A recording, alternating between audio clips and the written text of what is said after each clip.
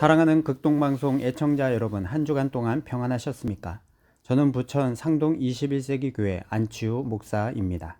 오늘 저는 창세기 41장 37절부터 57절까지의 본문 말씀을 가지고 하나님의 방법은 쉽다라는 제목으로 말씀을 드리고자 합니다.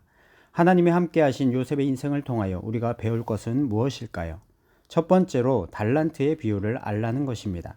첫째, 감사하는 사람이 되어야 합니다. 5달란트, 2달란트 받은 사람은 현재 주어진 상황 속에서 주인에게 감사했습니다. 마찬가지로 하나님의 방법으로 하루아침에 애굽의 총리가 된 요셉이 바로 그러한 인물이었습니다. 요셉은 죽을 때까지 어떤 자리에 세워놓아도 감사할 사람입니다.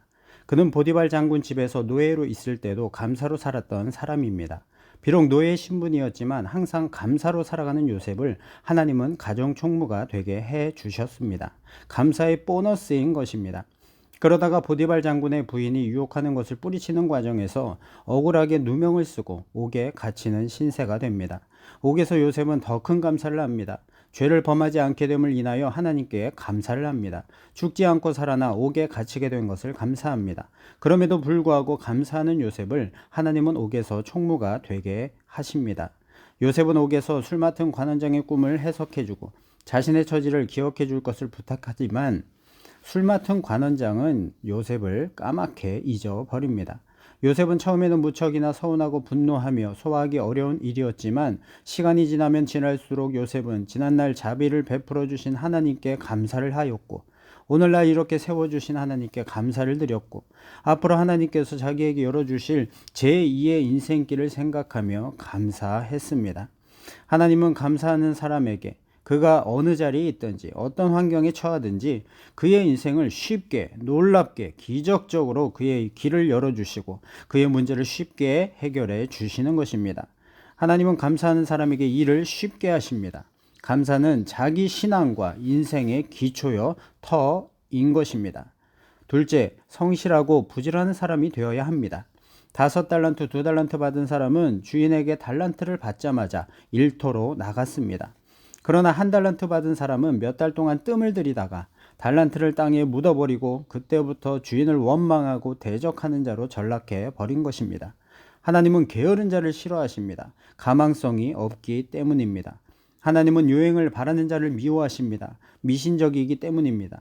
하나님은 성실한 자, 부지런한 자를 찾으십니다. 그리고 그런 사람을 쓰십니다. 그리고 그런 사람을 도와주십니다. 요셉은 어떤 사람입니까? 성실한 사람입니다. 주인이 있든 없든 보든 보지 않든 일하는 인격을 말하는 것이요, 일을 하는 행동을 말하는 것입니다. 부지런한 사람입니다.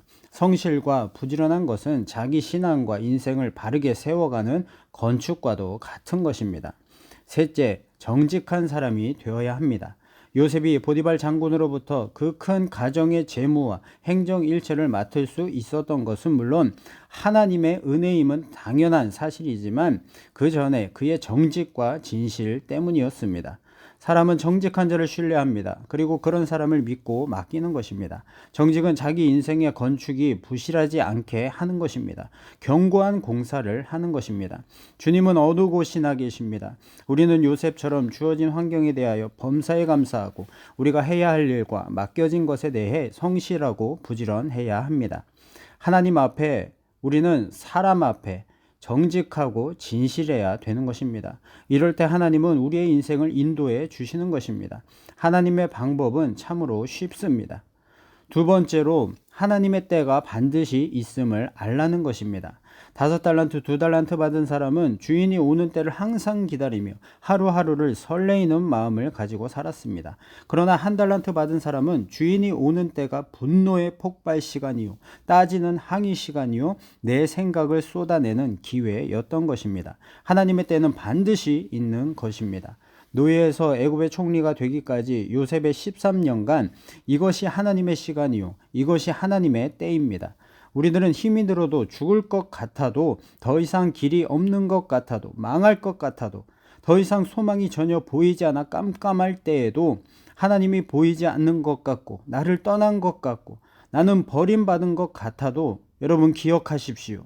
내가 하나님을 바라본다면, 하나님을 붙잡고 있다면, 하나님께 기도하고 있다면 하나님의 때가 반드시 있다는 사실을 말입니다. 그리고 하나님은 하나님의 때가 될 때까지 감당할 힘을 주십니다. 고린도전서 10장 13절, 사람이 감당할 시험 밖에는 너희가 당한 것이 없나니 오직 하나님은 미쁘사 너희가 감당하지 못할 시험 당함을 허락하지 아니하시고 시험 당할 즈음에 또한 피할 길을 내사 너희로 능히 감당하게 하시느니라. 궁극적으로 하나님은 살려주시는 분입니다. 하나님은 해결해 주시는 분입니다. 하나님은 도와주시는 분입니다. 하나님은 치료해 주시는 분입니다. 하나님은 승리하게 해 주시는 분입니다. 여러분, 하나님에게는 때가 있습니다. 하나님에게는 길이 다 있습니다. 하나님에게는 방법이 다 있습니다. 그러므로 우리는 하나님의 때가 반드시 있다는 사실을 소망 삼아 하나님을 믿는 믿음으로 기다려야 합니다. 그리고 도와달라고 기도해야 합니다. 살려달라고 기도해야 합니다. 해결해달라고 기도해야 합니다. 안 되면 울어야 합니다. 울고 또 울고 매달려야 됩니다. 하나님의 때는 반드시 있습니다. 하나님의 때는 반드시 나에게 다가오고 있습니다. 하나님의 때가 있음을 우리는 알아야 합니다. 세 번째로, 꿈은 반드시 이루어짐을 알라는 것입니다.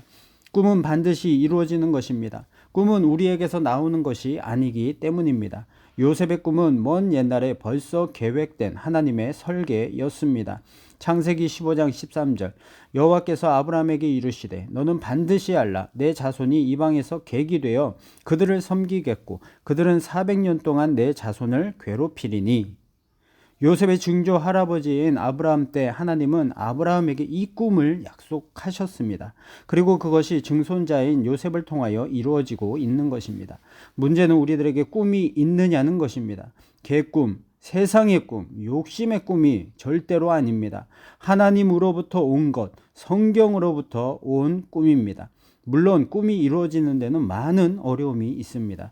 요셉의 꿈도 13년이 걸렸습니다.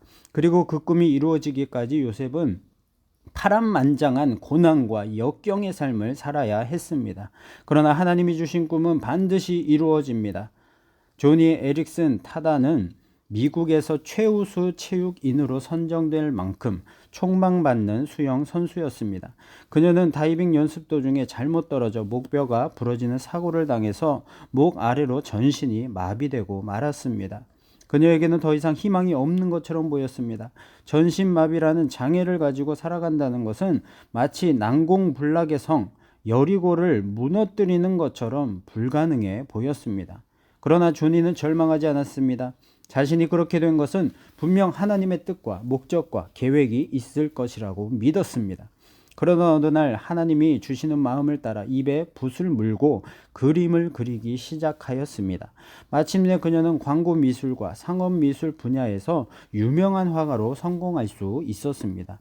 그녀는 자신의 기적 같은 삶을 담은 한 걸음 더라는 책을 펴내서 베스트셀러 작가가 되기도 했습니다. 조니는 그 책에서 이런 고백을 했습니다. 나에게 장애가 있고 내가 부족해도 하나님은 무엇인가 나에게 목적을 두셨습니다. 여러분 힘을 내십시오. 하나님께서는 틀림없이 당신에게도 목적과 기대를 가지고 계십니다. 나는 휠체어에서 일어서지는 못하지만 나의 휠체어에는 하나님의 은혜가 가득 차 있습니다. 주님이 나와 함께 계신 이상 나는 무엇이든지 할 수 있습니다. 나의 미래는 희망으로 가득 차 있습니다. 여러분, 꿈은 반드시 이루어집니다.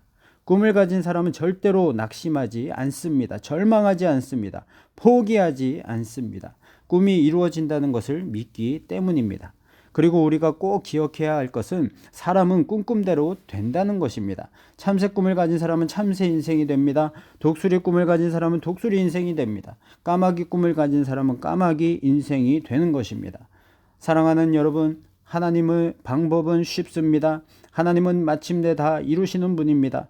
하나님은 항상 결론이 있는 분입니다. 우리 인생이 하나님의 방법처럼 되려면 주님의 달란트 비율을 기억하십시오. 감사하는 자, 성실하고 부지런한 자, 정직한 자가 되십시오. 하나님의 때가 반드시 있음을 잊지 마십시오. 그리고 꿈은 반드시 이루어진다는 것을 믿으십시오. 요셉의 꿈 이야기는 바로 저와 여러분들의 이야기입니다. 하나님의 방법은 쉽다. 할렐루야. 아멘. 하나님 아버지, 우리는 요셉처럼 파란만장한 고난과 역경의 삶을 살아가고 있습니다. 그러나 믿는 자에게는 능치 못함이 없다고 말씀하신 그 주님의 말씀을 의지하며 나아갑니다. 왜냐하면 하나님의 방법은 쉽기 때문입니다.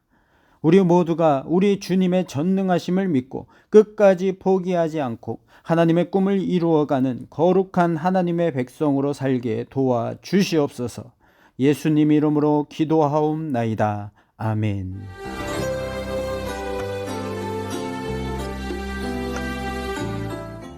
내가 매일 기쁘게 지금까지 부천 상동 21세기 교회 박병화 목사님께서 말씀 전하셨습니다. 오늘 말씀 들으시고 신앙생활에 도움받기 원하시는 분은 지역번호 032-245-1004 245국의 1004번 부천 상동 21세기 교회로 전화하시기 바랍니다.